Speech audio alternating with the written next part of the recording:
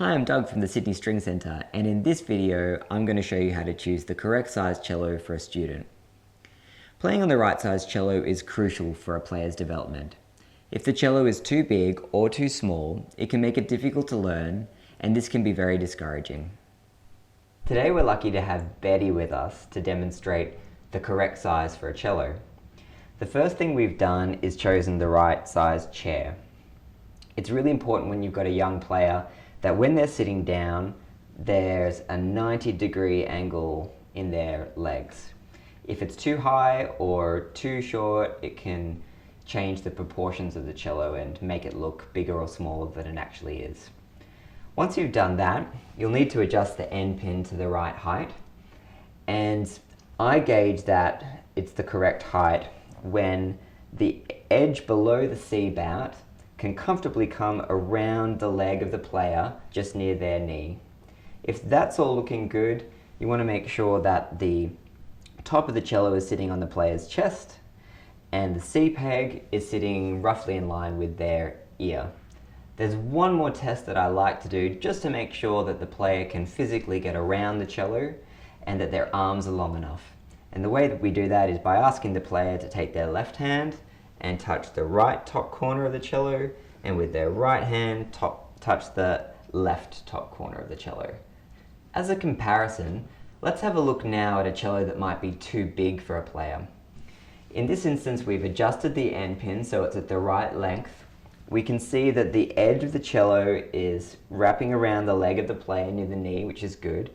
But at the top end, the top part of the cello is sitting too high on the player's chest, and the C peg is way behind the player's ear.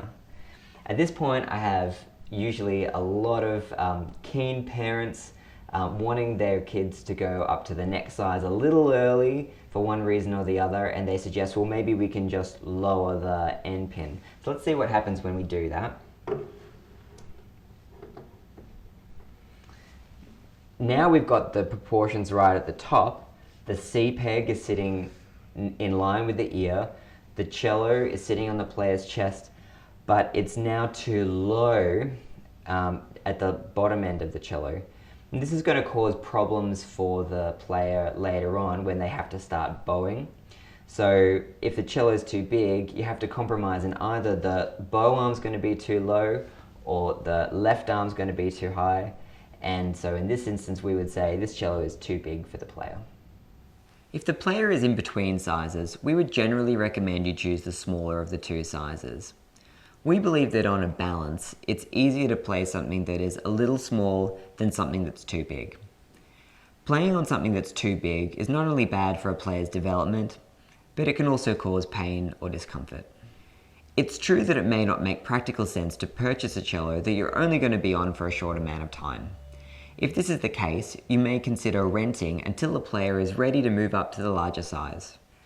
It's always best to come into our store to be professionally fitted.